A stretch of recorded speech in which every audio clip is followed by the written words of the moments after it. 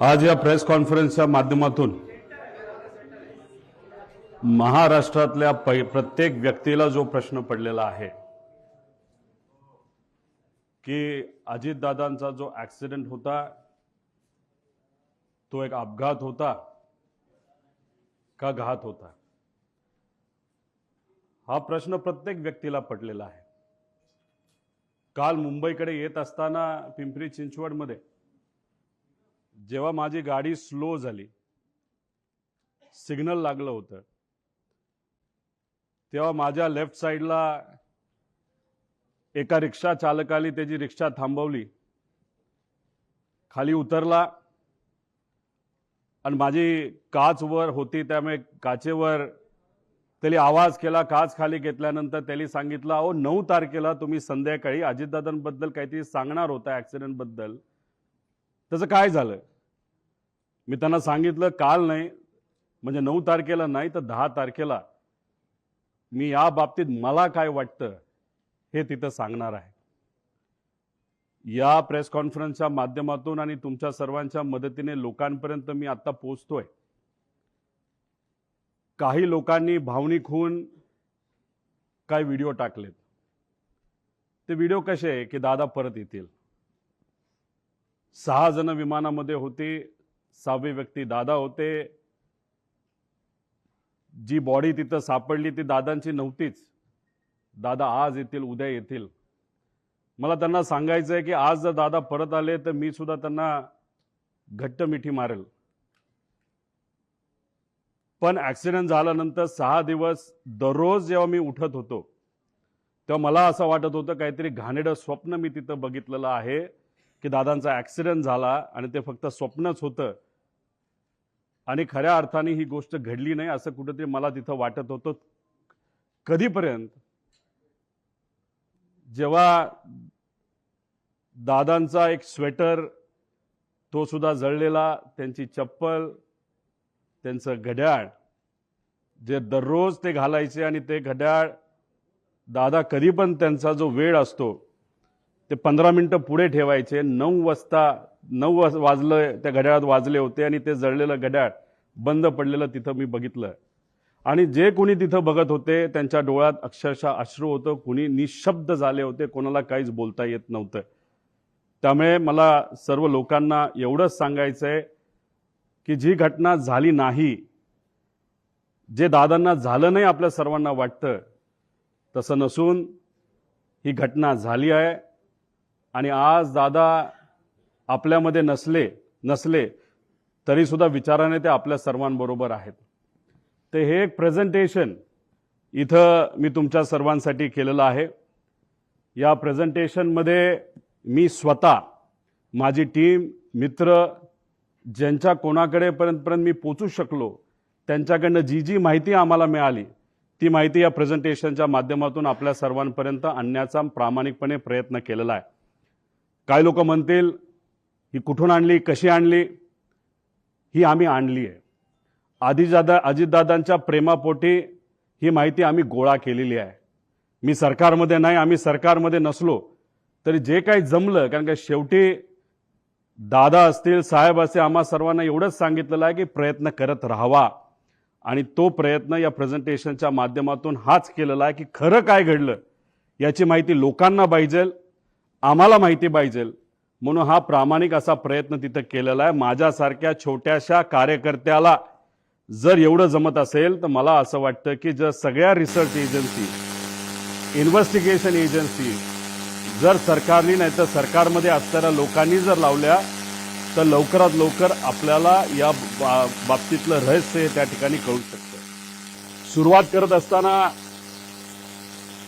आता दादांचा मुंबई ते बारामतीचा विमान प्रवास थोडक्यात दिलेला आहे। 210 किलोमीटर विमानाचं अंतर त्यांना तिथं कव्हर करायचं होतं।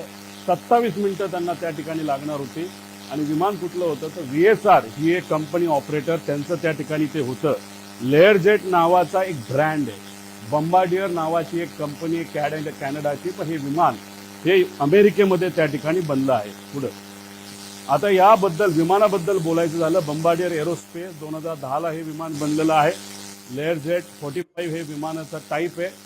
खूप फास्ट विमान असतं, 51,000 फूट उंचीवर हे विमान त्या ठिकाणी ट्रॅव्हल करतं. बाकीचे जर विमानं आपण बघितले त्याच्यामध्ये कुठली असू दे तर ते विमानं हे 41,000च्या आसपास त्या ठिकाणी असतात. आता हे विमान लेअरजेट 45 असं त्या ठिकाणी दिसतं. त्याचे इंटरनल पार्ट हे मी तुम्हाला इथं दाखवले. अंदाजे अजूनपर्यंत आम्हाला कळलेलं नाही. अंदाजे या बाजूला म्हणजे लेफ्ट साईडला दादा तिथे कुठंतरी त्या ठिकाणी बसले असावे.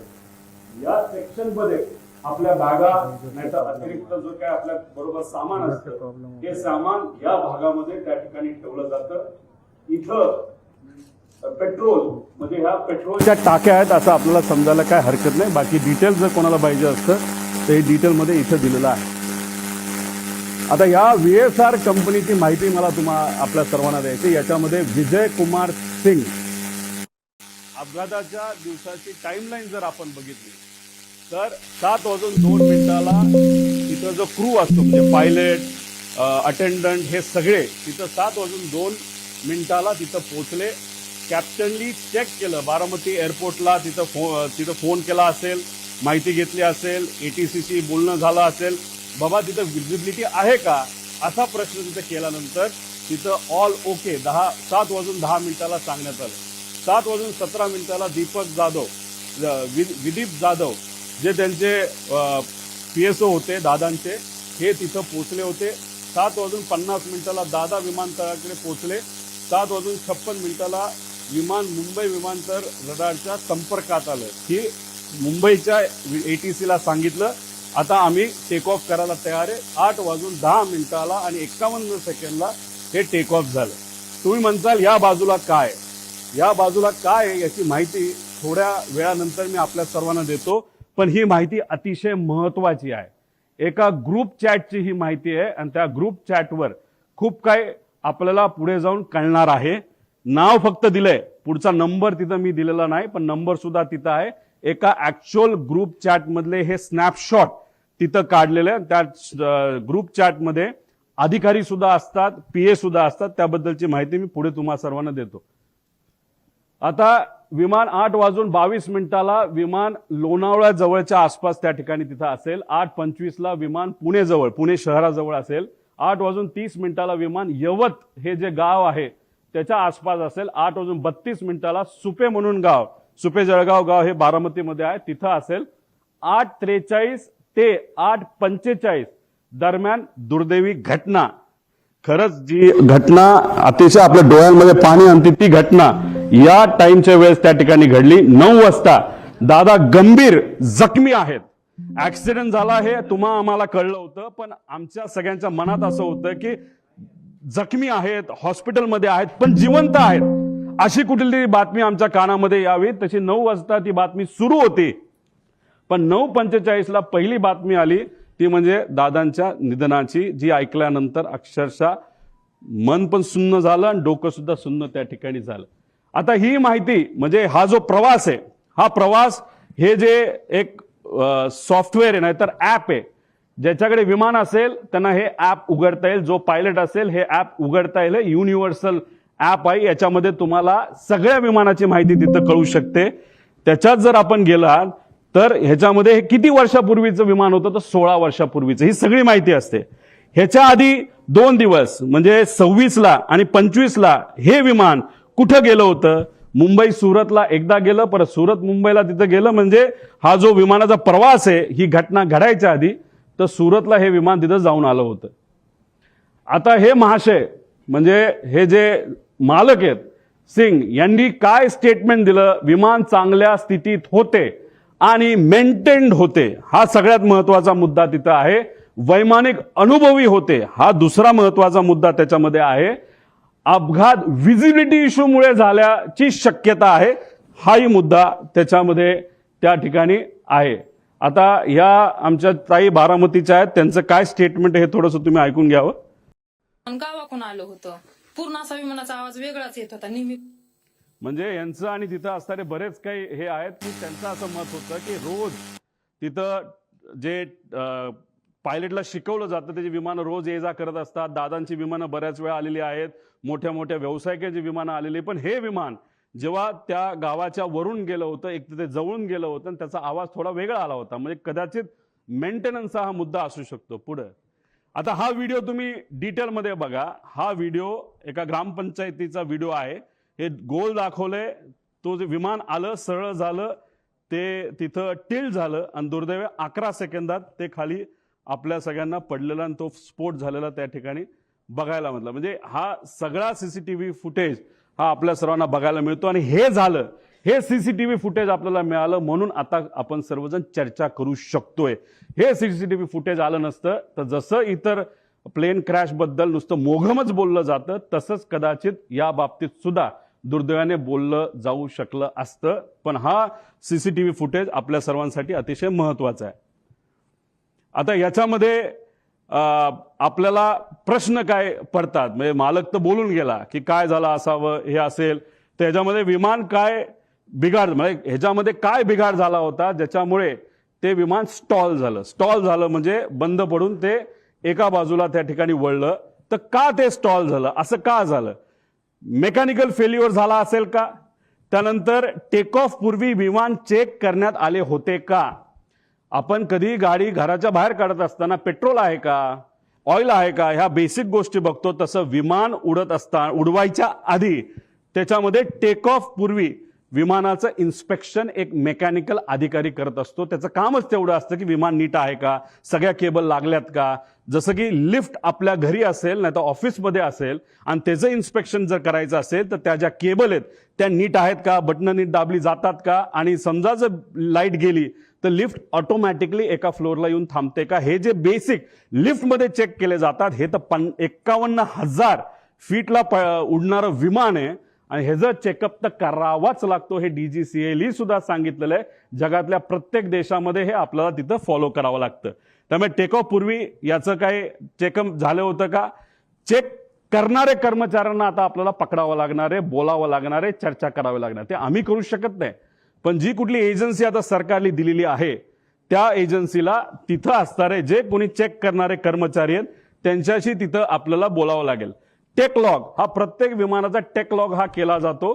टेक लॉग असेल तो जो अधिकारी आहे मेकॅनिकल इन्चार्ज तो सही करतो आणि विमान चालक जे असतात को पायलट आणि मेन पायलट हे त्याच्यावर तिथं सही करतात. टेक लॉग सुद्धा आता आपल्याला शोधायचं आहे. आणि विमान हे जे होतं ते एअरवर्दी होतं का, म्हणजे विमान उडण्याच्या लायकीचं होतं का, असा एक वेगळा रिपोर्ट हा DGCAचा असतो. तो सुद्धा तिथं बघण्याची जरूरत आहे.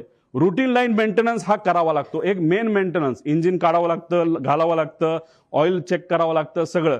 आणि त्यानंतर हा रुटीन मेंटेनन्स, कुठलंही प्रवास झाल्यानंतर ते विमान चेक करावं लागतं, त्याला रुटीन मेंटेनन्स बघावं लागतं. आणि हे अतिशय क्रिटिकल एरिया असतो हा पोलिसांचा विमानाचा. तिथं सगळीकडे सीसीटीव्ही कॅमेरा असतात. तिथं मोठ्या मोठ्या इंडस्ट्रियलिस्टचे विमानं ठेवलेली असतात आणि तिथं सगळीकडे हँगरच्या बाहेर आणि हँगरच्या आत सीसीटीव्ही कॅमेरा त्या ठिकाणी असतात. त्यामुळे ते सीसीटीव्ही कॅमेरा कुठे आहेत, कसे आहेत, कोण मेंटेन करत होतं, खरंच विमानाला कुणी हात लावला होता का, चेकिंग झालं होतं का, हे सगळं तिथं बघण्याची आपल्या सर्वांना जरूरत आहे. आणि विमानाचा हेवी बेस मेंटेनन्स हा कधी केला, कसा केला, काय केला, त्याला विमान कंपनीली सुद्धा शेड्यूल दिला असतं आणि त्या शेड्यूल प्रमाणेच आपल्याला मेंटेनन्स हा करावा लागतो. ते झालं होतं का, त्याचा रिपोर्ट कुठे आहे. आणि हे रिपोर्ट का मागतोय, कारण का हे जे VSR कंपनी आहे त्या VSR कंपनीमध्ये अनेक DGCAचे लोक काम करतात, नाही तर त्यांचे कन्सल्टंट आहेत. त्यामुळे आम्हाला भीती अशी आहे की आतापर्यंत गेल्या 13-14 दिवसामध्ये काहीच झालं नाही, फक्त सीसीटीव्ही गोळा केलेले आहेत. बाकी ह्यांनी अजून सुद्धा रिसर्च नाही तर इन्व्हेस्टिगेशन काही झालेलं नाही. आणि असंच जर टाइमपास करत राहिले तर मग हे सगळं मॅन्युपुलेट केलं जाऊ शकतं. हे सगळे खोटे रिपोर्ट हे केले जाऊ शकतात. त्यामुळे रिपोर्टवर फक्त विश्वास ठेवून चालणार नाही, सगळे सीसीटीव्ही आपल्याला त्या ठिकाणी बघावं लागतील. आता ह्याच्यामध्ये या कंपनीचा इतिहास आपण तिथं बघू. तुम्हाला आठवत असेल 2023ला एक ऍक्सिडेंट झाला होता. ते कुठलं विमान होतं? लेअर जेटचं विमान होतं. बघा इथं आता ते विमान तुम्हाला क्लिअरली दिसेल नाही दिसेल माहित नाही, हे पडलं, हे घसरत गेलं, पाऊस तिथं पडत होता, स्पीड खूप होतं, विमानचा टाईप लेअर जेटचाच होता. आता काही लोक लगेच टीव्हीवर बोलायला लागले होते की अरे बारामतीचं जे विमान आहे त्या ILS सिस्टम नाहीये, असं बरेच रिसर्च अभ्यासू लोक म्हणायला लागले. बरोबर आहे, पण त्याच विमानतळावर बऱ्याच वेळा अनेक वेळा मोठे इंडस्ट्रियलिस्ट पासून सगळे तिथं उतरलेले आहेत ILS सिस्टम नसताना. आणि ILS सिस्टम बद्दल आपण चर्चा करतोय तर हा ऍक्सिडेंट जिथं झाला मुंबईला तिथं तर हायली ऍडव्हान्स सिस्टम आहे, ILS सिस्टम सुद्धा आहे, तरी सुद्धा हा अपघात झाला कसा? त्यामुळे फक्त ILS सिस्टम बारामतीला नाही म्हणून ते ढकलून त्या ठिकाणी चालणार नाही. आता हा ऍक्सिडेंट झाला, कसा झाला, काय झाला, व्हिजिबिलिटी वर ढकलून मोकळे झाले विमानाचे, अजून पाऊस होता, हे होतं. मग ILS सिस्टम असताना पाऊस होताना सुद्धा बाकी विमानं लँड होऊ शकत होते. मग आमच्या VSR या कंपनीचं लेट जेटचं विमान का लँड होऊ शकलं नाही आणि का घसरत गेलं याचा अभ्यास कुठं ना कुठं त्या ठिकाणी करावा लागेल. 2023चा हा विषय.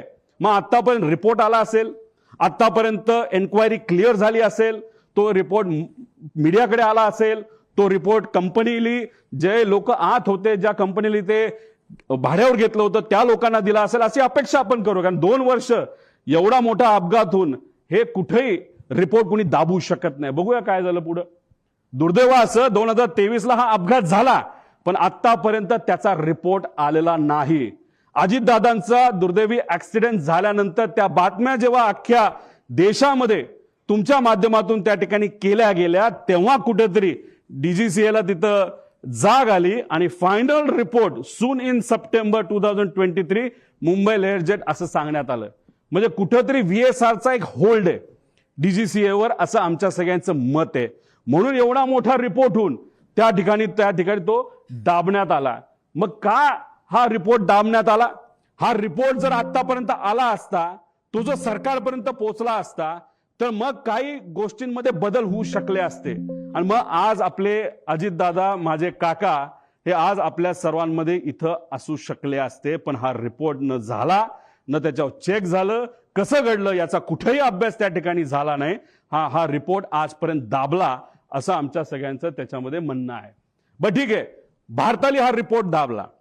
मग आता इंटरनॅशनल लेवलला काय झालं ह्याचा अभ्यास तुम्ही बघूया. EASA European aviation safety agency ह्यातले काही विमान आहेत, लेगेसी आहे, ग्लोबल आहे, जे विमानं दुबईला पण पोहोचू शकतात, लंडनला सुद्धा पोहोचू शकतात, एवढी मोठी विमान आहेत. तुम्ही बघितलं असेल जेव्हा माझ्या मतदारसंघामध्ये एक फार मोठे क्रिकेटर हे आले होते, एक फार मोठं विमान घेऊन तिथे मी गेलो होतो आणि ते विमान हे लंडनला सुद्धा लँड होतं आणि ते कोणाचं होतं तर VSRचं होतं. मग हे विमान लंडनला तिथं पोहोचत असेल नाही तर युरोपमध्ये तिथं जात असेल, जेव्हा ही घटना भारतामध्ये महाराष्ट्रामध्ये मुंबईमध्ये घडली 2023ची, त्याची दखल युरोपियन एव्हिएशन सेफ्टी एजन्सीने घेतली आणि एजन्सीने VSRला विचारलं, अरे बाबा तुला TCO थर्ड कंट्री ऑपरेटर म्हणून आम्ही परवानगी दिलेली आहे, तुम्ही आमच्याकडे लँड होऊ शकता, पण ही घटना घडली कशी याचा रिपोर्ट आम्हाला तू दे, सेफ्टी तू करतो काय करतो कशा या बाबतीत आम्हाला थोडी तरी माहिती दे. दुर्दैवाने आतापर्यंत ती माहिती ही या मोठ्या एजन्सीला या VSR कंपनीली दिलेली नाही. तिथं सुद्धा हे दाबण्यात आलं आणि कुठंतरी काहीतरी गोष्ट लपवण्यात आली आणि त्यांनी सांगितलं लेवल 1 ची त्रुटी असल्याच्या कारणाने EASA कडून VSRचा परवाना रद्द झाला. लेवल 1 म्हणजे काय? सगळ्यात बेसिक सेफ्टी ज्याच्यामुळे ऍक्सिडेंट होऊ शकतो, विमान पडू शकतं, माणूस जाऊ शकतो, याला लेवल 1 ची सेफ्टी त्याच्यामध्ये म्हणतात आणि ते तिथं झालं. आता there is major non compliance, त्याने हे direct serious risk to flight safety immediate corrective action required, त्याशिवाय आम्ही उडून देणार नाही असं युरोपियन एजन्सीने सांगितलं. आणि त्यांनी काय केलं? सस्पेंडेड ऑपरेशन, ग्राउंडेड एअरक्राफ्ट, सगळे अप्रुव्हल्स आणि सर्टिफिकेट काढून टाकले, सगळा मेंटेनन्स आणि त्याच्या फ्लाईट ऍक्टिव्हिटीज त्या युरोपमध्ये होत्या सगळ्या बंद करून टाकल्या. आता हे जर युरोपची कंपनी करू शकते, हे महाराष्ट्रात घडलं, देशात घडलं, तरी VSR अजूनपर्यंत का विमानं उडवते असा प्रश्न आमच्या सगळ्यांचा आहे.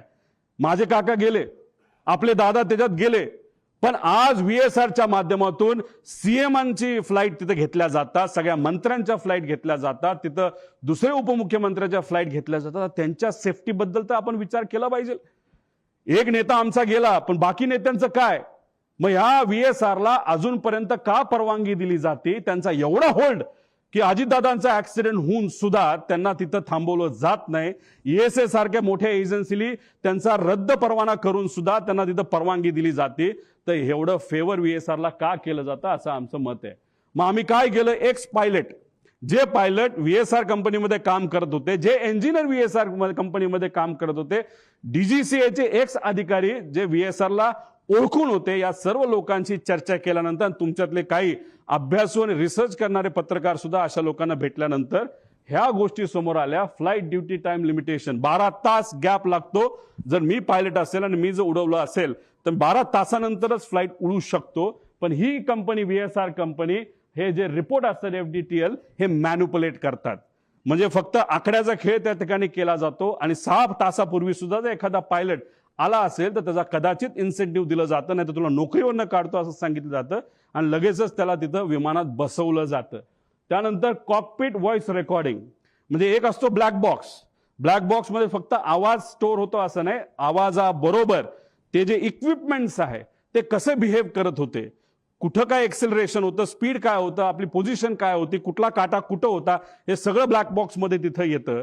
पण नॉर्मली जर आपल्याला कॉकपिट व्हॉइस रेकॉर्डर हे साधे रेकॉर्डर असतात, त्यात कॉकपिटमध्ये काय झालं, संभाषण काय झालं याची माहिती आपल्याला देता येते.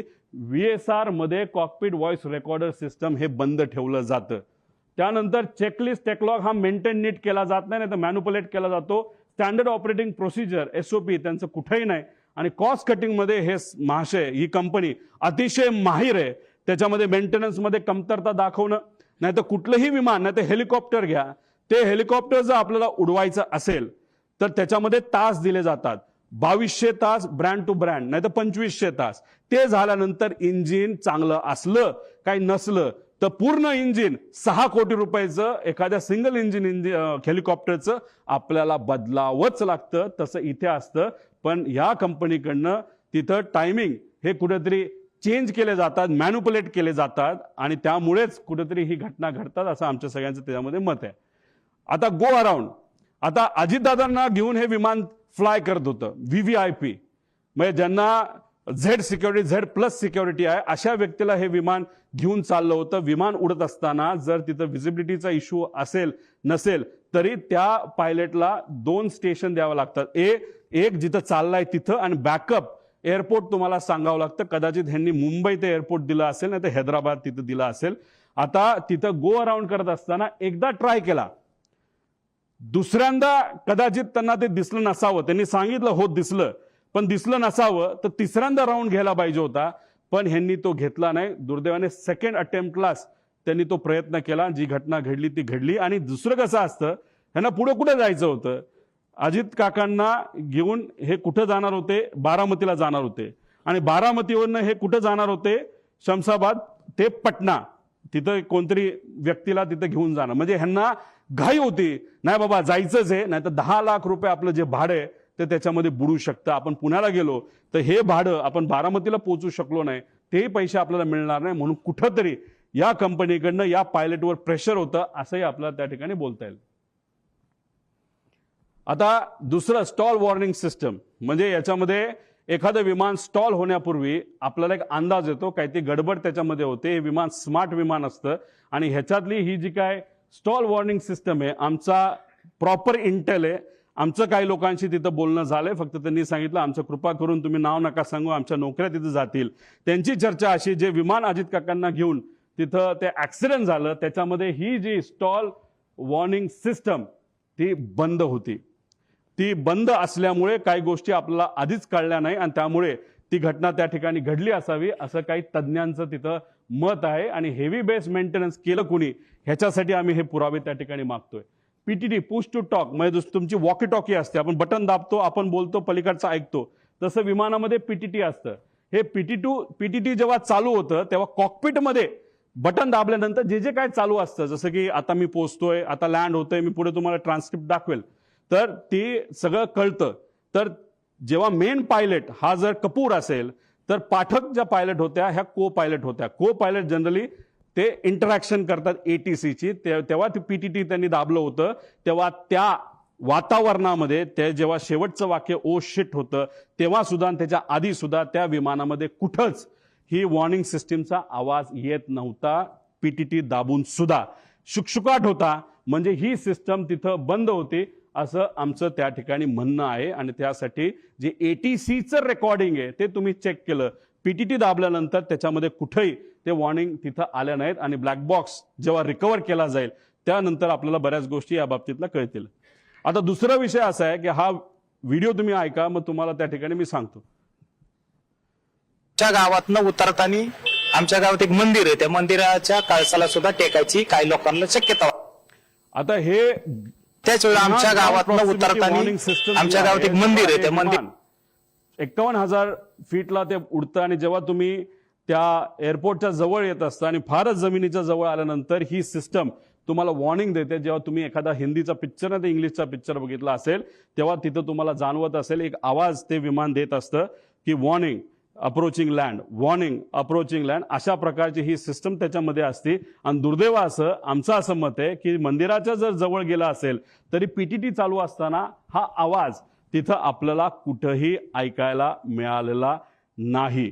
आणि हे सगळं संभाषण हे ATC वर त्या ठिकाणी झालेलं आपण बघू शकतो. ते रेकॉर्डिंग तुम्ही बघितलं. आमच्याकडे त्याचा एक प्रिंट आहे आणि ती प्रिंट हे सरकारला सुद्धा त्या ठिकाणी दिली गेली आहे. ते पुरावा आमच्याकडे आहे. त्याच्यामध्ये कुठंच आणि आम्ही जेव्हा काही लोकांशी बोललो तेव्हा त्यांच्याकडनं सुद्धा आम्हाला कळालं की अशा पद्धतीने आम्हाला कुठंच काही हे ऐकू आलं नाही. त्यामुळे ही जी सिस्टम आहे ती सुद्धा बंद होती, आता खराब झाली होती. आता ह्याच्यामध्ये VSR संदर्भातले काही प्रश्न की हेवी बेस मेंटेनन्स हा कुठं केला जातो हे आपल्याला माहिती घ्यावं लागेल. या देशामध्ये 2च MRO आहेत. एक मुंबईच्या आसपास आहे, प्रफुल्ल पटेल साहेबांची मालकी त्या MROची असं आम्हाला त्या ठिकाणी कळतं, आणि दुसरं कुठे दिल्ली साईडला त्या ठिकाणी आहे. पण हे MRO आहे. पण ह्या कंपनीकडे एक वेगळा MRO होतो असं म्हणतात. ते स्वतःच्या कंपनीच्या माध्यमातून ही सगळी 27 विमानं ते मेंटेन त्या ठिकाणी करत होते. मग त्यांच्याकडे एक्सपर्ट होते का? जसं तुमच्या कंपनीमध्ये म्हणजे तुम्ही सगळे वेगळ्या वेगळ्या चॅनलचे असला तरी जर 5च चॅनल असतील तर हा रिपोर्टर जास्तीत जास्त या 5 मध्येच कुठेतरी जाणार आहे. मग तिथून नोकरी निघाली की परत 5 मध्ये दुसरीकडे जाणार आहे. तसंच MRO जर 2च असतील तर मग ते लोक कोण आहेत जे लोक या VSR कंपनीमध्ये आज काम करतात? पूर्वी ते कुठं काम करत होते? कोण आहेत ते? कुणी ते सह्या केल्या? रमेश नावाचा माणूस कोण आहे? त्याचा काय अनुभव आहे? तो मेंटेनन्सचा त्याला का प्रमुख केलं? त्याला तुम्ही एन्क्वायरीसाठी घेतलं का तो गायब झालाय? हे सगळे प्रश्न आपल्याला तिथं पडू शकतात. एन्क्वायरी कुठंच नाही चालली म्हणून आम्हाला आमच्या लेवलला माझ्या काकासाठी आमच्या दादासाठी या सगळ्या गोष्टी करायला लागतात. आणि ह्या सगळ्या गोष्टी लवकरात लवकर सरकारने जर केल्या नाही तर मग आपल्याला खरं रहस्य काय हे त्या ठिकाणी तिथं कळणार नाही. त्यामुळे हेवी बेस मेंटेनन्स कुठं केला जातो हे सुद्धा बघितलं पाहिजे. आणि DGCA मधील काही माजी अधिकारी हे या कंपनीमध्ये काम करत असल्यामुळे एक होल्ड आहे या कंपनीचा असं आमचं मत आहे. पुढे आता VSR संदर्भात गंभीर बाबी आणि बारामती अपघातात आलेला. आता याच्यामध्ये VSR ची एक सवय आहे जी आम्हाला कळली आणि हे जोपर्यंत CCTV आपण बघणार नाही तोपर्यंत आपल्याला कळणार नाही. तर हे लोक काय करायचे नाही तर करतात तर हे कॅन असतात विमानाचे. जसं दादा ज्या विमानामध्ये बसलेले मागे मी म्हणलो होतो बॅग ठेवायची जागा आणि दादा खूप जास्त लांब जाणार नव्हते. त्यामुळे ह्यांना एक सवय त्यांच्याच एका अधिकाऱ्याने आणि पायलटली मला सांगितलंय आम्ही कॅन एक्स्ट्रा इल्लीगल आहे, DGCA अलाव करत नाही. आम्ही एक्स्ट्रा कॅन 50-50 लिटरचे हे 8 ठेवत असायचो. म्हणजे जिथं कुठं लँड होईल तिथं एखादा छोटासा टँकर आणून पैसे देण्यापेक्षा तेच जर आम्ही पेट्रोल ओतलं तर आम्ही सेफ राहू शकतो असं एका माझी पायलटली ज्यांनी VSR मध्ये काम केलं असं आम्हाला तिथं सांगितलंय. त्यामुळे जिथं कुठं गेल्या वर्षभरात VSR ची विमानं उतरली तिथला CCTV कॅमेरा टेक ऑफच्या आधी आणि मेंटेनन्सच्या आधी हा बघितलाच पाहिजे. आणि ह्या गोष्टी खऱ्यात का हे कुठेतरी आपण समजून घेतलं पाहिजे. आणि जर हे खरं असेल तर विमानामध्ये जर पेट्रोल इल्लीगली एका कॅन मध्ये ठेवलं तर ते विमानासाठी बॉम्ब सारखंच असतं असं आमचं त्या ठिकाणी मत आहे. पुढे आता याच्यामध्ये VSR संदर्भात गंभीर बाबी आहेत आणि काय कोणाला बघितलं पाहिजे, ह्यात क्लिअरन्स इंजिनियरला पकडलं पाहिजे, त्याशी चर्चा केली पाहिजे, क्वालिटी इंजिनियरशी बोललं गेलं पाहिजे, मेंटेनन्स इंजिनियरशी त्याच्यामध्ये बोललं पाहिजे. आणि हे सर्व नियमाचं उल्लंघन जर या कंपनीकडनं त्या ठिकाणी झालं पाहिजे तर या व्यक्तीवर कारवाई होणं आणि मनुष्यबळाचा गुन्हा या कंपनीच्या मालकांवर होणं अतिशय महत्वाचं आहे असं आमचं त्या ठिकाणी मत आहे. त्यानंतर EASA ने कंपनीला TCO परवाना सुरक्षेच्या कारणामुळे जर कॅन्सल केला असेल तर त्याला काही ना काही ते कारण आहे. आणि असं आहे की हे EASA ही जी युरोपियन कंपनी त्यांनी ऑलरेडी एक कॉपी DGCA ला पाठवलेली आहे. त्यामुळे डीजीसीएला मला विचारायचं आहे की ही कॉपी तुमच्याकडे येऊन सुद्धा तुमच्याकडे ती दिल्या गेल्यानंतर सुद्धा तुम्ही VSRला का ऑपरेटिंग टर्म्समध्ये ठेवलं, का त्याचा तुम्ही परवाना रद्द नाही केला, असा प्रश्न एक पुतण्या ज्याला काकाला त्या ठिकाणी घालवलेला आहे त्या पुतण्याचा आणि एका कार्यकर्त्याचा त्या ठिकाणी आमचा प्रश्न आहे. आणि एवढं मोठं घात असून सुद्धा आत्ता सुद्धा मुख्यमंत्री आणि दुसरे उपमुख्यमंत्री आणि बाकी नेते अजून सुद्धा VSR कंपनीच्या माध्यमातून ट्रॅव्हल करतायत, विमानातून त्या ठिकाणी ते जात आहेत. हे अतिशय घातक आहे. त्यामुळे या बाबतीची नोंद सरकारने तिथं घेणं फार महत्वाचं आहे. आता तुम्ही म्हणाल हे जे आहे हे काय आहे? एक ग्रुप असतो, सर्व मंत्र्यांकडे 2 ग्रुप असतात. ते ग्रुपचं नाव ते वेगवेगळे ठेवू शकतात, पण एक साई एव्हिएशन नावाची कंपनी आहे, एरो नावाची कंपनी आहे.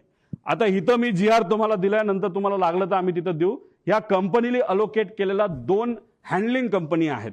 मग या 2 कंपन्या खालचे जे ऑपरेटर आहेत VSR सारखे यांच्याशी संवाद साधून कुठलं विमान कधी अवेलेबल आहे, मंत्र्यांना कधी बाहेर याबद्दलची माहिती त्या ठिकाणी ती दिली जाते. मग त्या ग्रुपमध्ये कोण असतं तर त्या मंत्र्यांचे सगळे PA, ऑफिशियल PA आणि जे कोणी प्रोग्राम बनवतात ते PA, ते अधिकारी त्या ग्रुपमध्ये असतात. आणि त्याच्याच बरोबर आपले जे संचालय आहे ह्याचं महाराष्ट्राचं विमानांचं तिथले ते डायरेक्टर आहेत, ऑफिशियल IAS अधिकारी नाही तर त्या लेवलचा एक अधिकारी त्या ग्रुपमध्ये असतो. त्या ग्रुपमध्ये टाकलं जातं की उद्या जसं 27 जानेवारी 2026ला 8 वाजता मुंबई ते बारामती अजित पवारांना जायचं असं ग्रुपमध्ये. आणि एरोचा टाइम होता 1 ते 15, हे साईसाठी होतं 16 ते 31 तारखेपर्यंत. एरोच्या ग्रुपमध्ये हा मेसेज टाकला. हे कोण क्रिस्टोफर नावाचा जो कुणी तिथला मॅनेजर आहे का ओनर आहे त्याने टाकलं नोटेड सर. तो झालं 7:13 आणि 7:14 संध्याकाळी. म्हणजे जे काही लोक म्हणतात दादा हे विमानाने जाणारच होते, हे प्री प्लॅन्ड होतं, असं अजिबात नाही. आदल्या दिवशी संध्याकाळी 27 तारखेला संध्याकाळी 7:13 वाजता ठरलं की अरे आता खूपच उशीर झालेला आहे, आता उद्या विमानाला गेल्याशिवाय गत्यंतर नाही. नाहीतर दादा गाडीली जे काय प्लॅनिंग केलं होतं, तुम्ही तिथला CCTV बघा देवगिरीचा, तिथं तुम्हाला दिसेल सगळ्या गाडी या लाईनीमध्ये लागल्या होत्या. दादाचा अंदाज होता 5, 5:30 ते 6 पर्यंत आपल्याला गाडीली पुण्यापर्यंत जायचं आणि पुण्यातून बारामतीला गाडीली त्या ठिकाणी जायचं. तरी सुद्धा उशीर झाला म्हणून हा ग्रुपवर मेसेज टाकला आणि हे ग्रुप अशा पद्धतीने त्या ठिकाणी चालवले जातात. आता हे एरो नावाचा ग्रुप कंपनी कोणाची हे आपल्याला पुढे जाऊन बघावं लागेल. आता हे एरो कंपनी आहे, सरकारची विमाने बुक करण्यासाठी ही काम करते. ह्याचा जो हँडलर आहे आता तो कोण आहे आपल्याला शोधावा लागणार आहे. त्याचं फार वजन आहे एअरपोर्टवर, तो म्हणेल तसं तिथं काम केलं जातं असं माझं मत आहे. आता ही कंपनी कोणाची आपल्याला बघा नाही. एक कंपनीचा डायरेक्टर जो आहे तो पतंजली कंपनीमध्ये सुद्धा डायरेक्टर असं आम्हाला कळालं, पण आम्ही खूप खोलात गेलो असं नाही. ज्याला कोणाला बघायचं असेल ना तर ह्या ज्या इन्व्हेस्टिगेशन एजन्सीज आहेत त्यांनी सुद्धा एरोकडे लक्ष देण्याची जरूरत आहे. आता पुढे जाऊन तुम्हाला सांगतो त्या ग्रुपवर काय चर्चा झाली होती, पुढे घ्या. आता हा प्रश्न आहे घातपात आहे का. मला सुद्धा शंका आहे की कदाचित हे घातपात असू शकतं. का तर हे पुढच्या काही स्लाइड्समध्ये मी आपल्या सर्वांना सांगतो. आता याच्यामध्ये आम्ही जेव्हा हा रिसर्च करत होतो, चर्चा करत होतो, ते एक सिक्युरिटी एरियामध्ये काम केलेला व्यक्ती, माजी अधिकारी, तो माझ्याकडे आला. त्याने मला सांगितलं तुला इस्रायल माहिती आहे का. मी म्हणलं माहिती आहे. तुला मग मोसाद माहिती आहे का. म्हणलं माहिती आहे. मग त्याचं काय. ते म्हणले हे पुस्तक बघ. मी म्हणलं बर मग या पुस्तकाचं काय. ते म्हणले त्या पेजवर तू जा आणि त्या पेजवर एक लाईन आहे, ती लाईन तू त्या ठिकाणी वाच. ती कुठली लाईन आहे. ती ही लाईन आहे. आता डेगन नावाचा जो माणूस आहे तो एक एजंट आहे. एजंट म्हणजे कोण. जो एखाद्या व्यक्तीला असॅसिनेट नाहीतर एखाद्या व्यक्तीला मारायचं असेल प्लॅनिंगली तर हा तो डेगन नावाचा एजंट आहे. त्याचं सगळ्यात उत्कृष्ट पद्धत मारायची काय असते त्या डेगन नावाच्या पुस्तकात दिलेलं आहे की sometimes it's most effective to kill the driver and that's that. त्याचा अर्थ की एखाद्या व्यक्तीला आपल्याला जर मारायचं असेल तर सगळ्यात सोपा मार्ग कुठला असेल तर त्या व्यक्तीचा जो चालक आहे त्याला जर आपण मारलं तर विषय संपला. आता गाडीत असेल तर ड्रायव्हर, मोटरसायकलला असेल तर रायडर आणि विमानात असेल तर पायलट असं म्हणायला काय हरकत आहे. पुढं आता घातपात, आता ही राज्यभरात चर्चा आहे, ह्याच्या खोलात जावं लागेल, ह्याच्या डिटेलमध्ये जाऊन माहिती घ्यावी लागेल, रिसर्च करावं लागेल. पण माझा काका गेलाय, आमचा दादा गेलाय, महाराष्ट्राचा एक फार मोठा नेता गेलेला आहे. तर ही घटना लाईटली घेऊन चालणार नाही. एखादी गोष्ट इकडे तिकडे झाली, आपण इकडे गेलो तिकडे गेलो, कुणी काय केलं, ह्याली काय होणार नाही. आम्हाला जोपर्यंत ह्याची उत्तरं मिळत नाही तोपर्यंत आम्ही शांत बसणार नाही. आता ह्याच्यामध्ये आदल्या दिवशी 27 जानेवारीला रोजच्या वेळेपत्रानुसार दादा संध्याकाळी म्हणजे जेव्हा कॅबिनेटच्या बैठका झाल्या, दादा म्हणाले होते अधिकाऱ्यांना की 4-5 तास मी माझी कामं करेल, काही अधिकारी मला, माझ्या पार्टीतले काही अधिकारी भेटणारे आणि काही नेते भेटणार आहेत आणि काही कर्मचारी भेटणार आहेत, त्यांच्याशी मी चर्चा करेल आणि मग मी मुंबईला जाईल, असा दादांचा त्याच्यामध्ये त्या ठिकाणी अंदाज होता. ताफा सुद्धा लागला होता. एक फार मोठे नेते दादांना भेटण्यासाठी येणार होते, ते वेळेत येणार होते, पण उशीर झाला. ते उशिरा आल्यामुळे आणि चर्चा उशीरपर्यंत सुरू राहिल्यामुळे दादांचा वेळ त्याच्यामध्ये गेला आणि 5-5:30ला जे दादा गाडीने जाणार होते ते गाडीने जाऊ शकले नाही. त्यांना पर्याय राहिला नाही, त्यांना विमान बुक करावं लागलं आणि म्हणून 7:13 म्हणजे संध्याकाळी दुसऱ्या दिवशीचं विमान हे आदल्या दिवशी म्हणजे 27 तारखेला तिथं बुक झालेलं आपण बघितलं.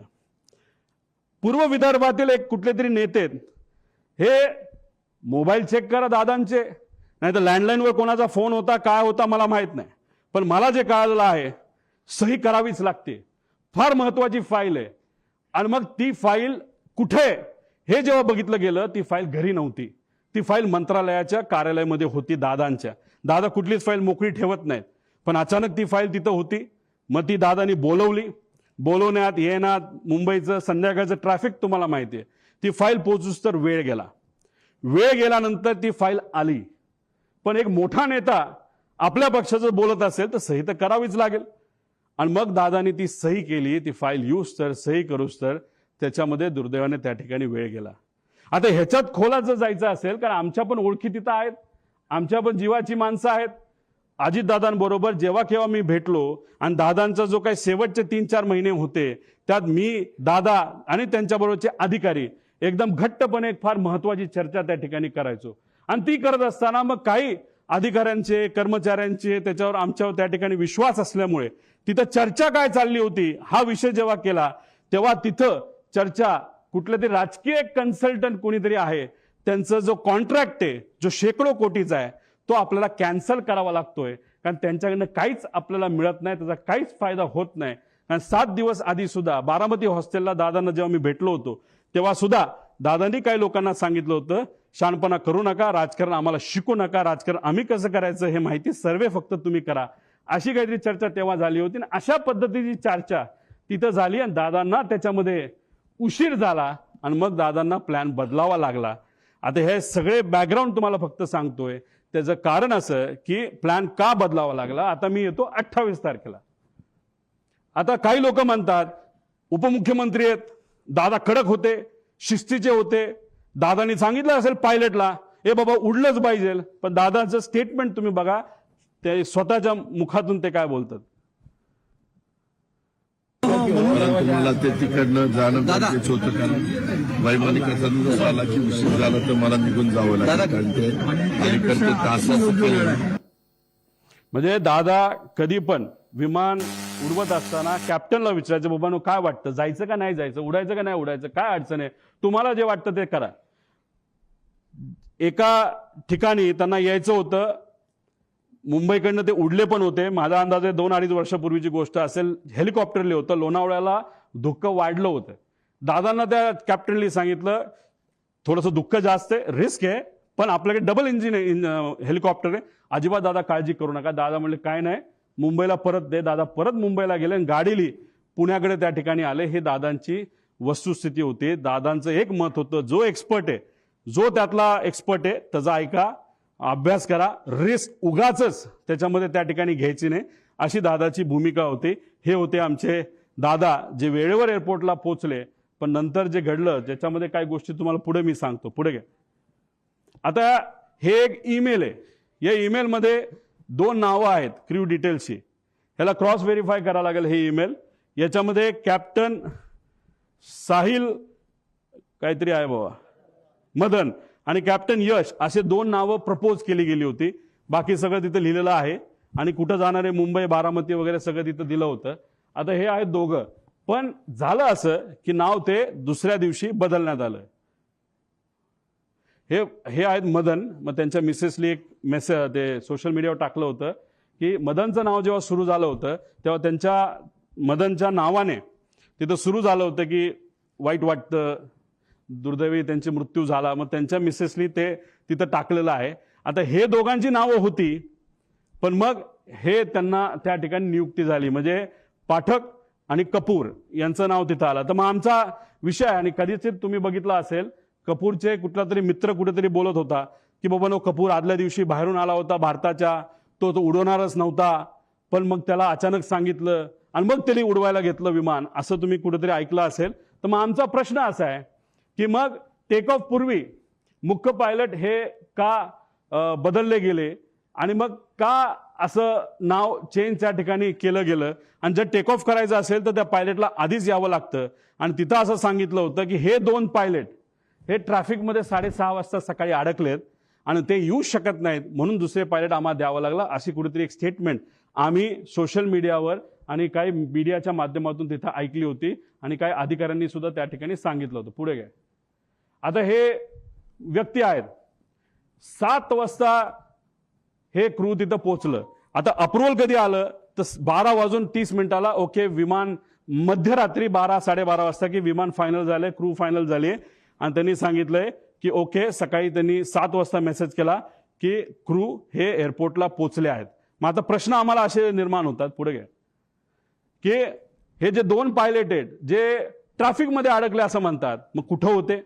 त्यांचा CDR तुम्ही काढलाय का? ट्रॅफिक पोलीसच्या बऱ्याच ठिकाणी तिथं CCTV कॅमेराज आहेत, ते तुम्ही तिथं बघितले का? मग हे 2 ट्रॅफिकमध्ये अडकले तर मग हे 2 काय एअरपोर्टलाच राहायला होते का? एअरपोर्टच्या जवळ राहायला होते का? मग हे दोघं तिथं कसे आले? असा बरेच काही प्रश्न आम्हाला तिथं पडतात. त्यानंतर ते आल्यानंतर ब्रेथ अनालिसिसची टेस्ट झाली का, ज्याच्यामध्ये आपल्याला ते जसं पोलिसांनी रात्री तुम्हाला पकडलं, तुम्ही पिलं असलं काय नसलं काय तुम्हाला ते फुंकावं लागतं, तसं हायली ॲडव्हान्स्ड ब्रेथ अनालायझर हे एअरपोर्टला असतात, DGCA दिलेले असतात. त्याचा फोटो सुद्धा निघतो.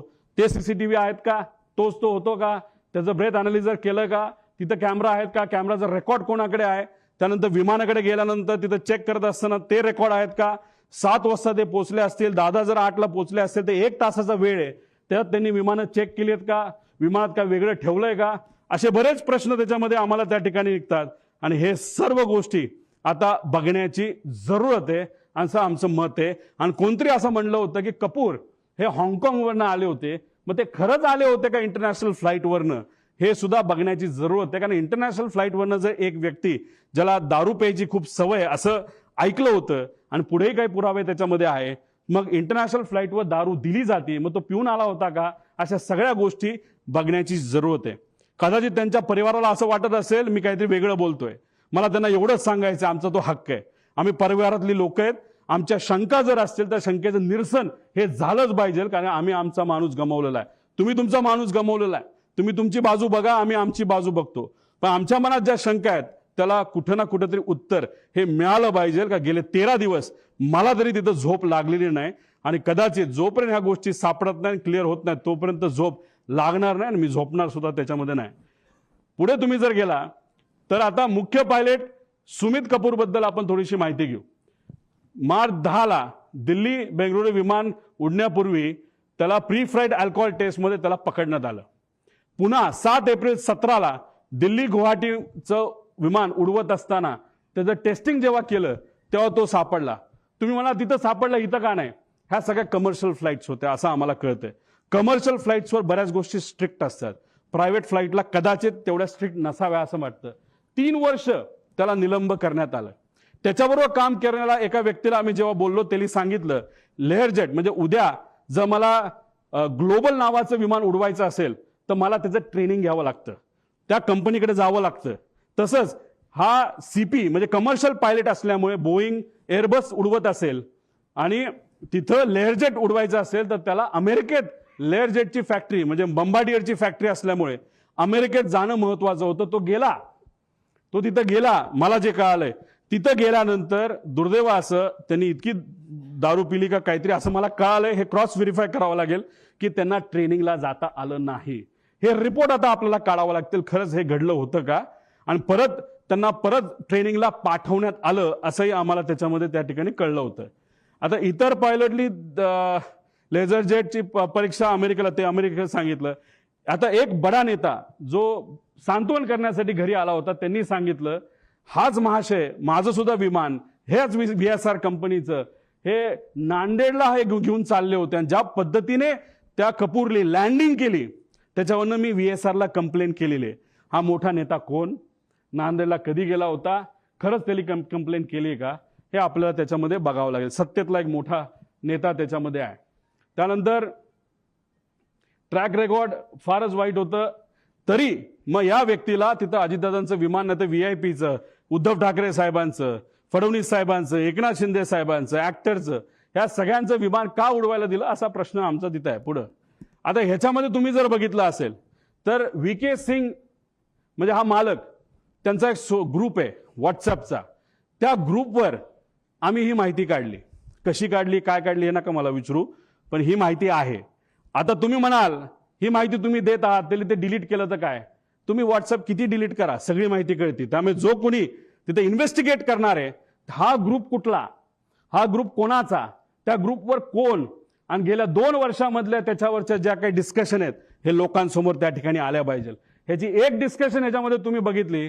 Today once again a important flight had to be cancelled as number 1 of PSC has been found to be badly drunk. दारू पिला होता.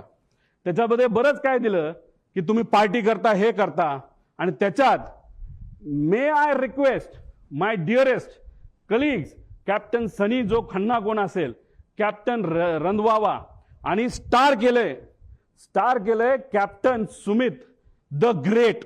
म्हणजे दारू प्यायचा विषय आल्यानंतर द ग्रेट सुमित कॅप्टन, आणि खाली आहे कॅप्टन रोहित. आता तो सिंग आहे का, सिंग म्हणजे कोण, तो डायरेक्टर आहे VSR कंपनीमध्ये, म्हणजे याचाच कॅप्टनचा मुलगा.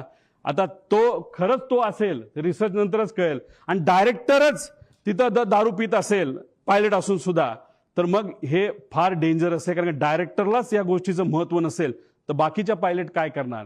नाही तर जर डायरेक्टरच आपल्याबरोबर दारू पित असेल तर काय आपल्याला फरक पडतोय, अशी मानसिकता या लोकांची होऊ शकते असं आम्हाला वाटतं. हे त्यांच्याच ग्रुपवरनं काढलेला हा मेसेज आहे 2 जानेवारीचा. VSR कॅप्टन VK सिंग म्हणजे मालक. पुढं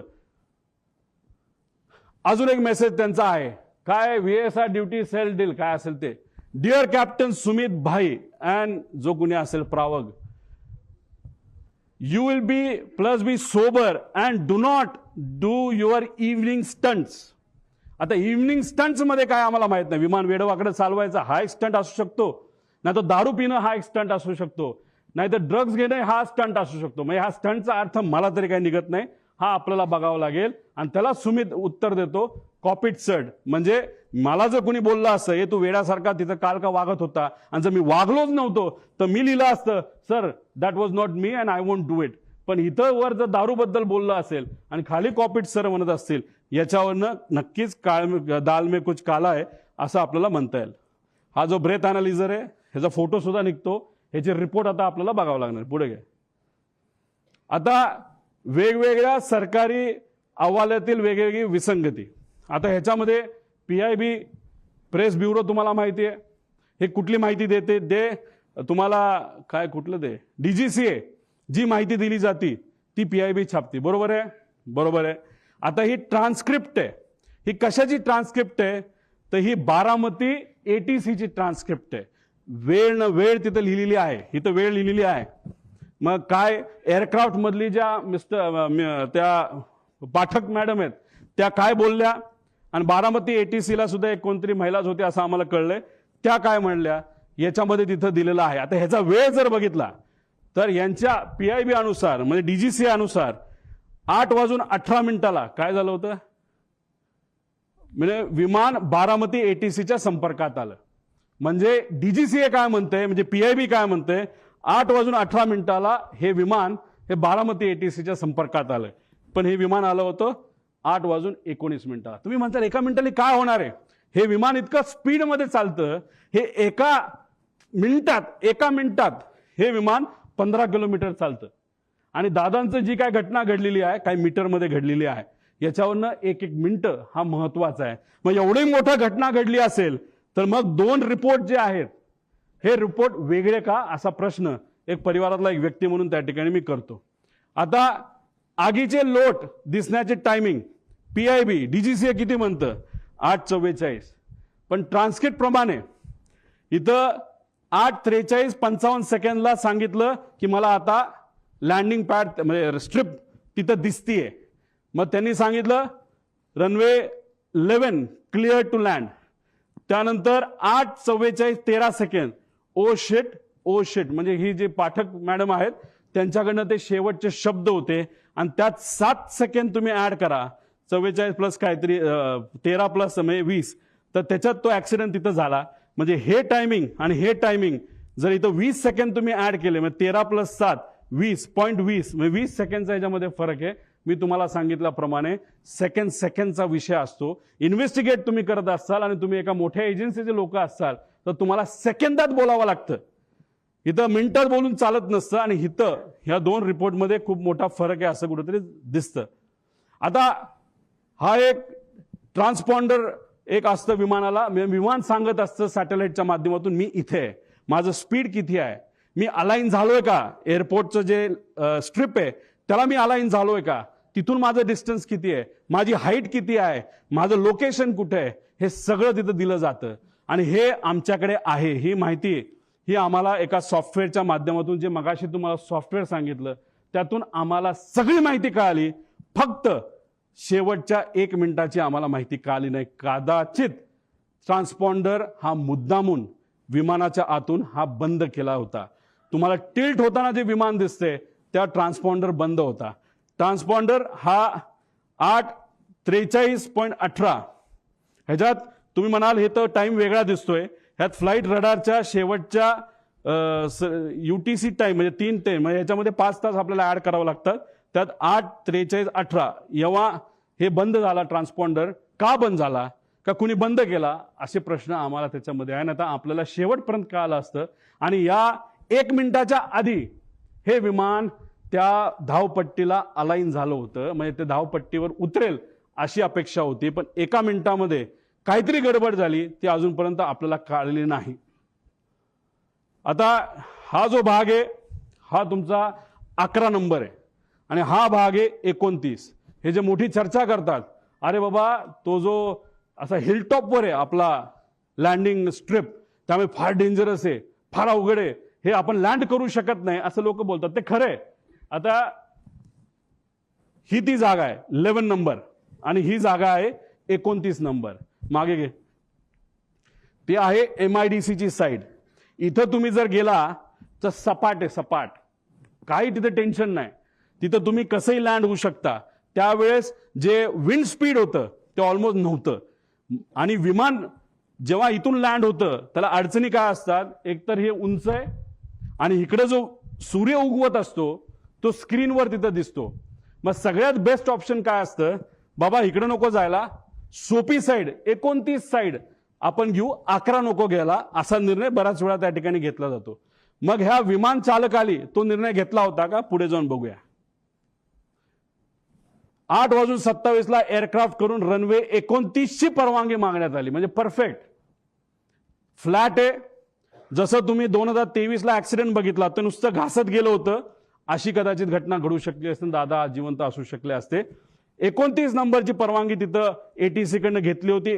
ATC ती परवानगी दिली आणि 2 मिनिटांनंतर एअरक्राफ्ट करून रनवे 11 ची परत परवानगी मागितली. का, कशामुळे, काय कारण, प्रश्नच आहे. म्हणजे सोपं सोडून अवघड कशाला घ्यायचं. बरं एकदा मागितली का, नाही.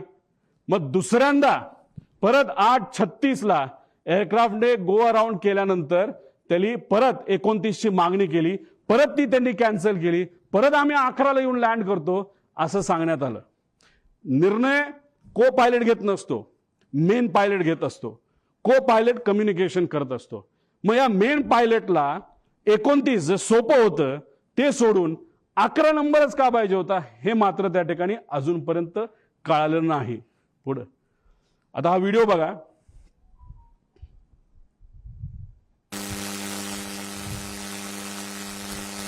थोडं मागे या. ही लांबून तुम्हाला दिसत असेल हे धुक्क आहे. विजिबिलिटी हा प्रॉब्लेम होता. मागे या बाजूला थोडंसं तुम्ही जर बघितलं तर एक लाईन दिसते आणि नंतर ब्लास्ट दिसतो. थोडंसं डिटेलमध्ये बघा. एक लाईन आली, पडली, स्फोट झाला. ती लाईन काय आहे, ती आग आहे का, हे सुद्धा बघण्याचे कारण आहे. हे आपल्याला बघावं लागेल. ते काय अजूनपर्यंत कळलं नाही. ही विजिबिलिटी आहे. जो रनवे आहे, रनवेच्या जवळ तिथं ट्रायल केली जाते, नाही तर ट्रेनिंग केलं जातं म्हणून तिथं काही कॅमेरा ठेवले. त्या कॅमेरातला हे व्हिज्युअल आपल्या सगळ्यांना त्या ठिकाणी बघता येईल. पुढे घ्या. आता ह्याच्यामध्ये हे आहे व्हिज्युअल फ्लाईट रूल्स. हे रूल काय सांगतं, आता मी सुद्धा हेलिकॉप्टर जेव्हा जातो तेव्हा मला विचारावं लागतं टेक ऑफ किती वाजता करायचा. मग टेक ऑफ किती वाजता करायचा कोण परमिशन देतं, एटीसी. का परमिशन देतं, धुक्क असेल आणि 1500च्या खाली जर विजिबिलिटी असेल तर मला परवानगी मिळत नाही. मला परवानगी हेलिकॉप्टरला 1500च्या पुढे असा अंदाज त्या ठिकाणी आहे. मग मी विचारलं विमानाला काय परवानगी आहे. विमानाला स्ट्रिक्ट रूल आहेत. कोणाचे आहेत, डीजीसीएचे रूल्स आहेत, व्हिज्युअल फ्लाईट रूल्स, की 5000 मीटरची जोपर्यंत विजिबिलिटी येत नाही तोपर्यंत विमान उडवायचंच नाही. म्हणजे लँडिंग सोडा, टेक ऑफ सुद्धा तुम्ही करू शकत नाही असे आदेश त्या ठिकाणी तिथे दिले होते. आता तुम्हाला मला विचारायचंय की 8:30 वाजता विजिबिलिटी 3 किलोमीटरची होती. बघा 8:31 आणि 11 सेकंडला visibility is 3 kilometre as of now. कुणी सांगितलं, बारामती एटीसी. आता इथं ही जी कोणी व्यक्ती आहे हँडलर ॲरोचा, तो काय म्हणतो, captain checking visibility at Baramati 7:03. All okay sir 7:10. म्हणजे काय, विजिबिलिटी इज ओके. मग आता ॲरोला पकडायला काय कारण आहे, ॲरोली खोटी माहिती का दिली. साधा प्रश्न आहे. 8:30 वाजता जर विजिबिलिटी 3 किलोमीटर असेल तर सकाळच्या वेळेस 7 वाजता विजिबिलिटी कमी असेल का जास्त असेल, धुक्क जास्तच असेल ना. मग हा महाशय 7:10 म्हणतो ऑल ओके सर, म्हणजे visibility is okay, okay to take off. म्हणजे ह्या व्यक्तीने सुद्धा ऑफिसमध्ये जिथं डायरेक्टर, महाराष्ट्राचा डायरेक्टर एव्हिएशनचा ज्या ग्रुपमध्ये, त्या ग्रुपमध्ये हे महाशय म्हणतात all okay, visibility is fine, okay to take off. आणि ही गोष्ट बघितल्यानंतर आमचे दादा विमानात बसले आणि मग तिथं जे काय घटना त्या ठिकाणी घडली. मग ॲरोला पण जबाबदार धरायला काय कारण आहे, धरायलाच पाहिजे. त्यामुळे हे सगळे विषय आहेत. त्यामुळे इथं मोठा रूलचा डिफिशिएट आहे. मग या पायलटला माहित होतं विजिबिलिटी नाही तरी तो हिरोगिरी करायला का गेला, मुद्दामून गेला का, त्याच्यावर कुठलं प्रेशर होतं का वेगळंच काय कारण आहे.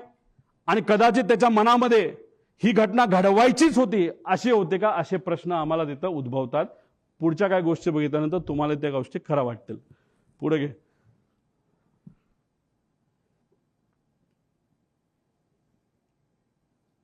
हे ऐका. दरवेळेचा जो आवाज असतो विमानाचा, आम्हाला त्याचा धावपट्टी जवळ असल्यामुळे आम्हाला माहिती की विमानाचा कसा आवाज असतो. पण त्या दिवशीचा इतका कर्कश आवाज होता, त्यामुळे आमच्या गावातली बरेचसे महिला, पोरं ही सगळी रस्त्यावर येऊन बघत होती की आज विमानाचा असा का आवाज येतोय.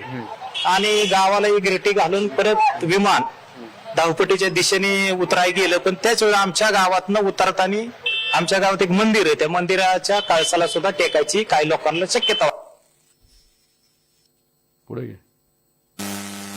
म्हणजे विमान लँड होण्यापूर्वी जे गाव आहे त्या गावाच्या कळसाला विमान घासून गेलं. म्हणजे 1 मिनिट जो ट्रान्सपॉन्डर बंद झाला होता शेवटचा, जे सॅटेलाइटची कनेक्शन आहे मुद्दामून तोडण्यात आलं होतं ट्रान्सपॉन्डर बंद करून, असं आमचं मत आहे. याच्यामध्ये नॉर्मली एमिंग पॉईंट हा पुढे असतो, त्यानंतर मग सेंट्रल लाईन बघितली जाते, लँडिंग डेझिग्नेटर असतो, थ्रेशोल्ड. याच्यावर लँड करायचं नसतं, याच्या पुढेच लँड करावं लागतं. आणि ही जर बारामतीची साईड बघितली, थ्रेशोल्ड इथे आहे. आता 1 मिनिट जे ट्रान्सपॉन्डर बंद केला तर त्याचा जर आपल्याकडे डेटा आला असता तर हे बंद पडलं विमान असं आपल्याला जे दिसतं ते जर झालं नसतं तरी आमचं असं मत आहे की हे विमान इथं येऊन धडकलं असतं. मग कदाचित असं होतं का की इंटेन्शनच होतं विमान लँड करायचं ना, क्रॅश करायचं. कारण तुम्ही 29ला तुमच्याकडे संधी असताना तुम्ही सारखं सारखं या डोंगराळी भागाकडे का जात होता. आणि जर तुम्ही एवढ्या लो आला होता मग कुठंतरी तुम्ही जर ते तिथं बंद पडलं नसतं, नाही तर ते एका बाजूला गेलं नसतं, तर तसंही ते जाऊन विमान तिथं धडकू शकलं असतं, असं आम्हाला त्या ठिकाणी भीती आहे. नाही तर आम्हाला त्याबद्दलची त्या ठिकाणी शंका आहे. म्हणजे थ्रेशोल्डच्या खाली म्हणजे हे अनेक असे प्रश्न, म्हणजे एमिंग पॉइंट हा तो तिथली शेवटची बाजू म्हणजे डोंगराळी बाजूच एमिंग पॉइंट होतं का, असा प्रश्न त्याच्यामध्ये आहे. आणि त्याच्यातच तो पॉइंट समोर येत असताना कदाचित असंही होऊ शकतं, जेव्हा पाठकाला ते कळालं, त्या ज्या मॅडम होत्या त्यांनी कदाचित मग विमान एका बाजूला ओढण्याचा प्रयत्न केला. काय हे जोपर्यंत ब्लॅक बॉक्स आपल्याला मिळत नाही, जोपर्यंत आपल्याला कम्युनिकेशन त्या कॉकपिटमध्ये काय झालं हे जोपर्यंत कळत नाही, जोपर्यंत इक्विपमेंट मुवमेंट तिथे कळत नाही, तोपर्यंत ह्या गोष्टी आपल्याला कळणार नाही. त्यामुळे ह्या गोष्टींकडे खऱ्या अर्थाने लक्ष देण्याची जरूरत आहे. पुढे आता ह्याच्यामध्ये आपण जर बघितलं तर तुम्ही सुद्धा गाडी चालवत बाहेर जावा, एखादं कुत्रं मध्ये आलं, माणूस मध्ये आला आणि तुम्हाला माहिती आहे आता तुमचा ऍक्सिडेंट होणार आहे, कितीही तुम्ही शांत असला तरी तुम्ही एखादी शिवी द्याल, तुम्ही चिडाल, तुम्ही त्या रागवून बघाल, काहीतरी तुम्ही कराल. आता याच्यामध्ये आपल्यासारखं म्हणजे सामान्य लोकांसारखं कुणी रिॲक्ट केलं, जेव्हा 8:43:55 फील्ड इन साईड जेव्हा पाठक मॅडम त्या ठिकाणी बोलल्या, तेव्हा तिथं 8:44:13 म्हणजे जेव्हा ते टिल्ट झालं, तेव्हा मॅडम म्हणाल्या होत्या ओ शिट ओ शिट. हे त्यांचं रिॲक्शन आहे, हे त्या मॅडमचं रिॲक्शन आहे, को पायलटचं रिॲक्शन आहे. पण या पुऱ्या 5 मिनिटांमध्ये जेव्हा तो पीटीटी दाबला गेला होता, त्या पीटीटी जेव्हा दाबलं जातं तेव्हा फक्त को पायलटचा आवाज येत नसतो, पायलटचाही आवाज येत असतो. पायलट जर गाणं गात असेल, काय सुंदर सिनरी आहे, काय झाडं आहेत, काय झुडपं आहेत, असं पायलट बोलला तरी त्या पीटीटी मध्ये तो आवाज रेकॉर्ड होतो. आम्हाला जे कळलंय त्या मेन पायलटचा आवाज कुठेही तिथं येत नव्हता.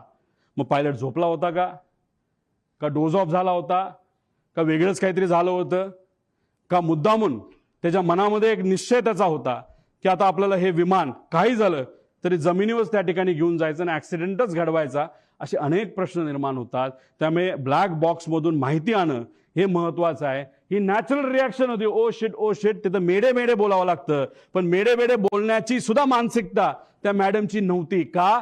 कारण का त्यांना या गोष्टीचं कदाचित काहीच माहित नव्हतं. जेव्हा विमान हाताबाहेर गेलं, नाहीतर तिथं एक सर्किट ब्रेकर नावाचा एक बटन असतं, ते जर बटन बंद केलं तर विमानाच्या सगळ्या गोष्टी बंद होतात आणि विमान ज्या पद्धतीने एखादी बाटली आपण असं फेकू त्या पद्धतीने ते तिथं पडतं, जे तिथं पडताना आपण सगळ्यांनी बघितलेलं आहे. आणि त्यानंतर 11 सेकंद नाही तर 8 सेकंद नंतर हे क्रॅश झालेलं आहे. म्हणजे 8 सेकंदाचा त्याच्यामध्ये गॅप आहे. बटन जेव्हा शिफ्ट केलं गेलं तेव्हाच त्या पाठक मॅडमला, ज्या तज्ज्ञ होत्या पायलटच्या, आणि एक गोष्ट तुम्ही समजून घ्या, माझ्या माहिती अनुसार हे क्रॉस व्हेरीफाय करावं लागेल, हे कपूर 16,000 तास दिसत असले तरी पाठक मॅडम ज्या 1600 तासाचं त्यांचं फ्लाइंग आहे ते फक्त लेअर जेटवर झालं होतं. आणि हे जे आहे आपले कपूर यांचं फ्लाइंग हे वेगळ्या वेगळ्या विमानात झालं होतं. त्यांचा अनुभव कदाचित लेअर जेटवर या पाठक मॅडमपेक्षा कमी होता. आणि ते कॅप्टन इन कमांड जेव्हा कमर्शियल एअरलाईन मध्ये होते तेव्हा कॅप्टन इन कमांड ते नव्हते. नजीकच्याच काळामध्ये कॅप्टन इन कमांड ते झाले होते, असं कुठंतरी शंका, नाही तर काही प्रमाणात काही लोकांकडनं माहिती आम्हाला आलेली आहे. त्याची माहिती घेऊन त्या डिटेलमध्ये जाणं हे अतिशय महत्वाचं आहे. त्यामुळे दादांचा दौरा का बदलला, विमानाची वेळ बदलली गेली का, पायलट खरंच बदलले का बदलले, असे काही प्रश्न आहेत. मग त्यानंतर केंद्रीय विमान मंत्रालयाचा अहवाल आलाय का, एटीसी ट्रान्सक्रिप्ट, आणि या अहवालामध्ये का त्याच्यामध्ये डिस्परन्सी आली, का त्याच्यामध्ये फरक आलेला आहे, मधील वेळेची विसंगती का आली, पायलट रडारचा 1 मिनिट आधीच ते जो ट्रान्सपॉन्डर आहे तो का बंद झाला, का बंद केला गेला, व्हिजिबिलिटी कमी असताना सुद्धा टेक ऑफ का झालं, जर टेक ऑफ पुण्याचं एअरपोर्ट बॅकअप पकडून केलं असेल तर लँड करण्याचा प्रयत्न का तिथं झाला, असा आमचा प्रश्न आहे. रनवे 29 अवेलेबल असताना, सेफ असताना, फ्लॅट असताना, कुठलंच टेन्शन तिथं नसताना, तिथं सूर्याचा पण त्रास नसताना सारखं सारखं मला रनवे 11च पाहिजे असं का त्या ठिकाणी सांगण्यात आलं. आधीच विमान कमी उंचीवर आणले गेले होते का. त्यानंतर शेवटच्या काही मिनिटात पायलट काहीच, जो मेन पायलट आहे, एवढी घटना जमीन जवळ येते, विमान टिल्ट होतंय, तिथं बंद पडतंय विमान, तरी तुम्ही काहीच बोलत नाही. याचा अर्थ काय, तर याचा अर्थ जर काढायला गेलं तर मी सामान्य परिवारातला एक व्यक्ती म्हणून, नाही तर सामान्य व्यक्ती ज्याचं टेक्निकल बॅकग्राऊंड कुठलंच नाही, मला असं वाटतं की हा अपघात नाही, हा 100% त्याच्यामध्ये घात असू शकतो. आणि हीच माहिती आम्हाला सगळ्या इन्व्हेस्टिगेशन एजन्सीजकडनं पाहिजे. पण मग इन्व्हेस्टिगेशन एजन्सी, सरकारी एजन्सी हे योग्य पद्धतीने काम करू शकतं का? करू शकतं. पण लोकांच्या मनामध्ये शंका आहे. काही दिवसांपूर्वी माजी अधिकारी ज्यांनी अजितदादांवरच टीका केली होती, त्या अधिकाऱ्याने सुद्धा सांगितलं की ठीक आहे, दादांचं माझं एवढं चांगलं नव्हतं, पण मग एन्क्वायरी करत असताना जर सरकारीच एजन्सी करणार असेल तर त्यांना जसं पाहिजे तसंच ते एन्क्वायरी करू शकतात. म्हणून आमचं परिवाराचं आणि कार्यकर्ता म्हणून आणि दादा हे आमचे नेते म्हणून आम्हाला ज्या काही शंका आहेत त्या शंका ह्या एक्सटर्नल एजन्सीकडनं त्या ठिकाणी घेणं अतिशय महत्वाचं आहे. ज्या नावं मी पुढे जाऊन तिथं आपल्याला सांग, BEA bureau of enquiry and analysis for civil aviation France ही एक चांगली कंपनी आहे. त्यानंतर AAIB UK ही दुसरी एक चांगली कंपनी आहे. नॅशनल ट्रान्सपोर्टेशन सेफ्टी बोर्ड, कारण का ही कंपनी बंबार्डियर ही कॅनेडियन कंपनी आहे, पण हे विमान मॅन्युफॅक्चर अमेरिकेत झालंय. अमेरिकात जे कुठलं विमान मॅन्युफॅक्चर होतं त्याचं इन्व्हेस्टिगेशन ही एजन्सी अमेरिकेची तिथं करते. त्यामुळे या तिघीपैकी ज्या कुठल्या चांगली आहे नाहीतर त्यातल्या 2 एजन्सीकडे हे काम तिथं देण्यात आलं. सरकार करायचं करू द्या, आमचा त्यांच्यावर काही विश्वास नाही असं नाही, पण त्यांनाही करू, पण ही बॅकअप अशा एजन्सी त्याच्यामध्ये असणं आमच्या सर्वांसाठी अतिशय महत्वाचं आहे असं माझं मत आहे. एक स्लाइड आधी.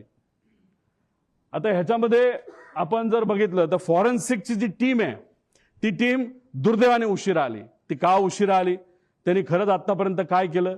CIDला काम दिलंय, चांगली गोष्ट आहे. आपण CIDला एअरपोर्टवर जाण्याची परवानगी आहे का? मी काही लोकांशी त्यांच्याशी बोललो, म्हणलं आतापर्यंत काय झालं? ते म्हणले आतापर्यंत आम्ही CCTVचे फुटेज घेतले. म्हणलं कुठले घेतले? ते म्हणले आम्ही एअरपोर्टचे घेतले. म्हणलं बाकीचं नाही.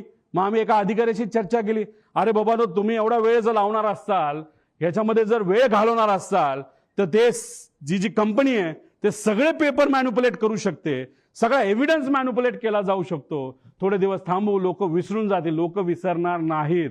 आम्हाला ही माहिती पाहिजे म्हणजे पाहिजे. त्यामुळे CID विश्वास नाही असं नाही, पण त्यांना पूर्ण अथॉरिटी नसणार आहे. कारण विमानतळावर गेल्यानंतर पोलिसाला, खाकी वर्दीच्या व्यक्तीला आज जाण्याची परवानगी तिथं नसते. तिथं CISF असेल नाहीतर केंद्रीय जे काही एजन्सीज असतील त्याच तिथं जातात. नाहीतर इन्व्हेस्टिगेशन करायचं असेल तर CID करू शकत नाही. करू शकतं, कपॅसिटी आहे, पण ते कुठलं तर क्रिमिनल म्हणजे कुठं खून झाला, कुठं काय झालं. पण हा विषय हा एअरपोर्ट अथॉरिटीच्या रिलेटेड आहे. त्यामुळे अशीच एजन्सी द्यावी लागेल जी अनुभवी आहे. एक आपली इंडियाची घ्या आणि बाहेरच्या 2 घ्या, अशी आमच्या सगळ्यांची त्याच्यामध्ये मागणी आहे. पुढं आणि एक महत्वाचा विषय तुम्हाला सांगतो की जेव्हा केव्हा तुम्ही पूर्वीच्या दादांचे व्हिडिओज तिथं बघितले असतील, त्या व्हिडिओजमध्ये दादा प्लॅस्टिकची बॉटल घेऊन तिथं काही गोष्टी करताना बघितलं असेल. पाणी पिताना प्लॅस्टिकच्या बॉटलमध्ये पाणी पिताना तुम्ही बघितलं असेल. आणि मग पण नजीकच्या काळामध्ये म्हणजे हे जे काय आहे, आता हे जे काय झालं ते झालं. ही गोष्ट कदाचित दादांच्या मनामध्ये असावी की कधीही काही होऊ शकतं. त्यामुळे गेल्या काही महिन्यांमध्ये दादा प्लॅस्टिक बॉटलवरनं दादा अशा बॉटलमध्ये त्या ठिकाणी आले होते. का आले होते, कशामुळे आले होते, ह्याच्यात काय करू शकता येत नाही. म्हणून तुमचे नजीकच्या काळामधले काही महिन्यातले जर तुम्ही त्यांचे व्हिडिओज बघितले, मागे सिक्युरिटीचा अधिकारी असतो उभा, तो सुद्धा त्यांचा विश्वासू, त्याच्या हातामध्ये काचेची बाटली असते आणि ती काचेची बाटली अशीच नसते, ती बऱ्याच वेळा चेक केलं जातं आणि त्यानंतर त्यांच्या हातामध्ये ती बाटली असायची. मग दादा प्लॅस्टिक बाटलीवरनं दादा या बाटलीवर का आले असाही प्रश्न पडतो. जेव्हा माझ्या एका मित्राली हेलिकॉप्टर घेतलं होतं, मी दादांना सांगत होतो, दादा माझ्या मित्राला एक हेलिकॉप्टर घेतलंय. म्हणलं चांगला आहे, तो तुझा विश्वासू आहे का? म्हणलं हो आहे. मग त्याचंच हेलिकॉप्टर तू वापर, बाहेरून तू घेऊ नको. आम्ही आत्ताच्या काळामध्ये बरंच काही वेगळं ऐकलेलं आहे. आता ह्याच्यातून ते मला काय सांगण्याचा प्रयत्न करत होते मला तर ते काय माहीत नाही. दादानी त्यांच्या काही जवळच्या लोकांना ज्यांची आर्थिक परिस्थिती बरी आहे, चांगला व्यवसाय आहे, त्यांना सांगितलं होतं की पुढच्या काही महिन्यांमध्ये तुम्हाला विमान घ्यावं लागेल आणि ते विमान तू घे म्हणजे मला ते वापरता येईल. हे का ते काय बोलत होते कसं काय, शेवटी आत्ता दादांबरोबर झालेले काय सगळे संभाषण हे तिथं माझ्या ध्यानामध्ये त्या ठिकाणी एका टेपसारखे तिथं पळत आहेत, जात आहेत. त्यामुळे काचेच्या बाटलीपासून पार विमान स्वतःचं त्या ठिकाणी असावं, ह्या सगळ्या गोष्टी त्यांच्या मनामध्ये का होत्या हे आज तरी आपल्या सगळ्यांना त्या ठिकाणी विचारता येणार नाही. फक्त एवढंच आहे, माझा काका आमचे नेते, आमचे दादा आज आमच्या सर्वांच्या मध्ये नाही आहेत. पण ते का नाहीत, कशामुळे झालं, कुणी केलं, जर केलं असेल तर कसं घडलं, का केलं गेलं, याची माहिती मला नाही तर अख्ख्या महाराष्ट्राला त्या ठिकाणी माहिती पाहिजे. कारण का आम्ही आमच्या दादाला, आमच्या काकाला आम्ही मिस करतो. आणि नक्कीच मी एक तुम्हाला सांगतो, जर अशा पद्धतीने आपण जर इन्व्हेस्टिगेशन केलं तर सत्यमेव जयते, आपल्याला विजय या रिसर्चच्या बाबतीत त्या नक्कीच त्याला यश आल्याशिवाय राहणार नाही, असं आमच्या सगळ्यांचं त्याच्यामध्ये मत आहे.